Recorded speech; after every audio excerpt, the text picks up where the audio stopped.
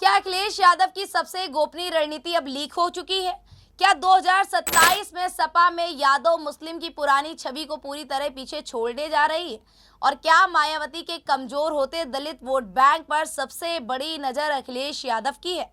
और सबसे बड़ा और सबसे अहम सवाल, क्या यह लीग अखिलेश के मास्टर प्लान को बनाएगा या फिर सीएम और मायावती को उसे ड्रिल करने का पूरा मौका दे देगा? नमस्कार, आप देख रहे हैं स्वराज पावर और आपके साथ मैं काजल अवस्थी। उत्तर प्रदेश की सियासत से एक बड़ी खबर सामने आई है। समाजवादी पार्टी के राष्ट्रीय अध्यक्ष अखिलेश यादव अपने हर इंटरव्यू में यही कहते हुए नजर आ रहे हैं कि वे 2027 विधानसभा चुनाव की रणनीति को लेकर कुछ नहीं बताएंगे। लेकिन इस बार पार्टी की रणनीति चुनाव से काफी पहले ही लीक हो गई है और इसे नाम दिया गया है प्लान 100।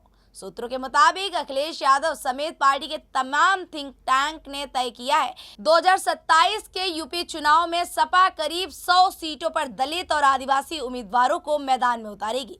इसमें अनुसूचित जाति के लिए आरक्षित 84 सीटें और अनुसूचित जनजाति के लिए 2 सीटें शामिल हैं। लेकिन चौंकाने वाली बात यह है कि पार्टी करीब 14 सामान्य सीटों पर भी दलित उम्मीदवार उतारने की तैयारी में है। ये कोई नया प्रयोग नहीं है। 2024 के लोकसभा चुनाव में फैजाबाद यानी कि अयोध्या सीट से अखिलेश यादव ने दलित समाज से आने वाले अवधेश प्रसाद को टिकट दिया था और यह दाव जबरदस्त तरीके से भी चला गया। अवधेश प्रसाद ने जीत दर्ज की। इसी तरह समान सीट होने के बावजूद मेरठ से दलित उम्मीदवार सुनीता वर्मा को उतारा गया, जो बीजेपी के अरुण गोविल से महज 10,585 वोटों के मामूली अंतर से हारी। दरअसल सपा से जुड़े सूत्रों का कहना है कि सामान्य सीटों पर दलित उम्मीदवार उतारने के पीछे मकसद साफ है।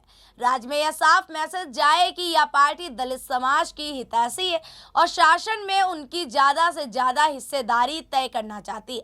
पार्टी ये मानकर चल रही है कि जिस तरह 2024 में गैर जाट और दलितों ने सपा का साथ दिया था, वह 2027 में भी बरकरार रहे।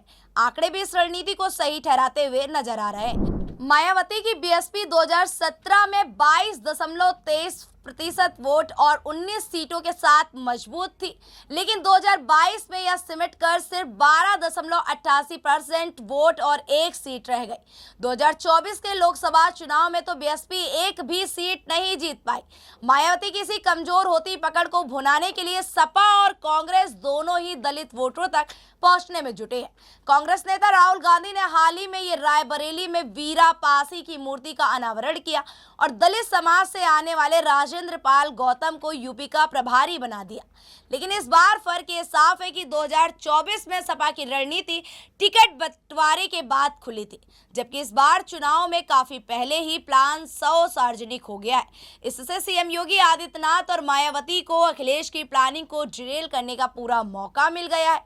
इस बीच सपा अपनी यादव मुस्लिम पार्टी की पुरानी छवि से भी बाहर निकलना चाहती है।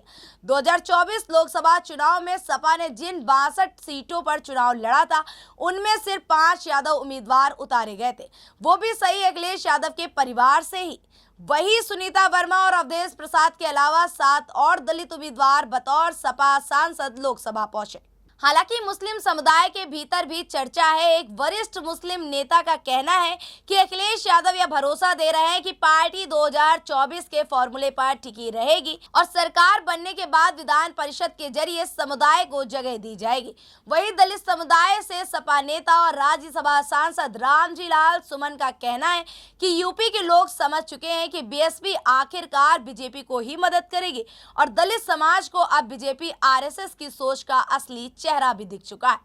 यही वजह है कि अखिलेश यादव, जो आमतौर पर बीएसपी पर सीधा हमला करने से बचते हैं, अब खुलकर कह रहे हैं कि बीएसपी को वोट देने का मतलब है अपना वोट बर्बाद करना।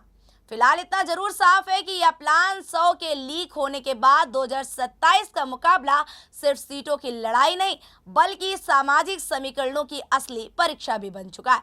अब देखना यह दिलचस्प होगा कि अखिलेश यादव का यह दाव सत्ता का रास्ता खोलता है या फिर समय से पहले लीक हुई यह रणनीति बीजेपी और मायावती को नई चाल चलने का मौका दे देती है।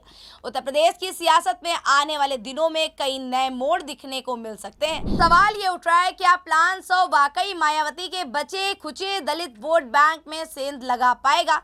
क्या समय से पहले लीक हुई यह रणनीति अखिलेश यादव को फायदा देगी या फिर नुकसान? क्या मुस्लिम समाज सपा के इस नए फॉर्मूले को खुद को उपेक्षित महसूस करेगा और क्या बीजेपी आरएसएस इस लीक का इस्तेमाल कर 2027 से पहले ही सपा के पीडीएस समीकरण को तोड़ने में कामयाब हो जाएगी?